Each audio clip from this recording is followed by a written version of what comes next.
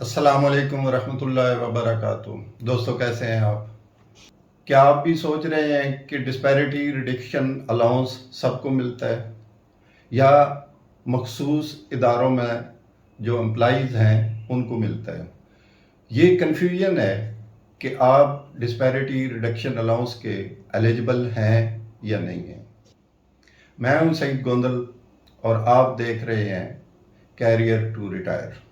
تو آئیے شروع کرتے ہیں آج کی ویڈیو، جس میں ہم بات کریں گے کہ ڈسپیرٹی ریڈکشن الاؤنس کس کو ملا، کس کو ملے گا اور آئندہ کس کو مل سکتا ہے۔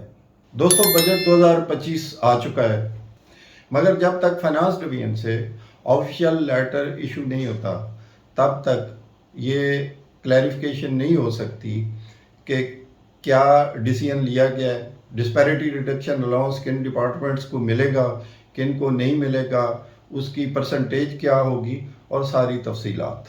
آج کی ویڈیو میں ہم تفصیل کے ساتھ اس چیز کو ڈسکس کریں گے۔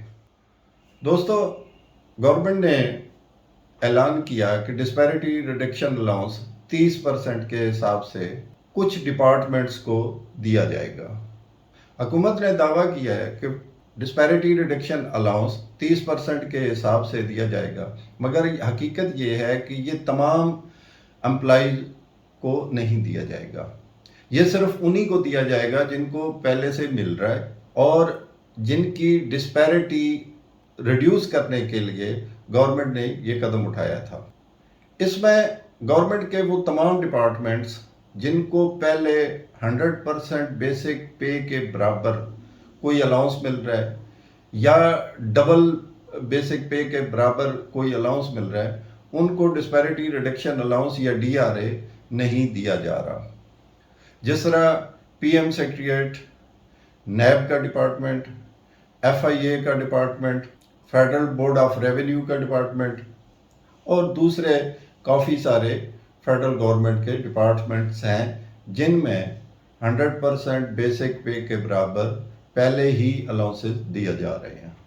یہ ڈسپیرٹی ریڈکشن الاؤنس آپ کو آپ کی رننگ بیسک پے کے حساب سے دیا جائے گا۔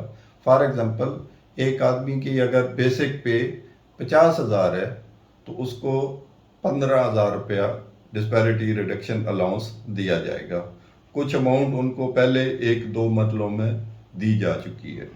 بہرحال اس میں جب تک گورنمنٹ کا نوٹیفیکیشن جاری نہیں ہوتا، اس میں حتمی کوئی بھی رائے نہیں دی جا سکتی کہ یہ کس کس ڈپارٹمنٹ کو ملے گا اور کس کو نہیں ملے گا، لیکن ہونا یہ چاہیے کہ جس طرح فیڈرل میں دے رہے ہیں، پروونسز میں ان تمام ڈپارٹمنٹس کو بھی دینا چاہیے جن کو 100% کے برابر basic pay, extra basic pay یا ڈبل بیسک پے نہیں دی جا رہی۔ بہرحال نوٹیفیکیشن کے آنے تک میں بھی انتظار کرتا ہوں اور آپ بھی انتظار کریں۔ امید ہے کہ یہ اپڈیٹ آپ کو پسند آئی ہوگی۔ چینل کو سبسکرائب کریں اور ویڈیو کو لائک کریں اور اپنے دوستوں کے ساتھ شیئر کریں۔ اگلی ویڈیو میں پھر ملیں گے۔ اللہ حافظ۔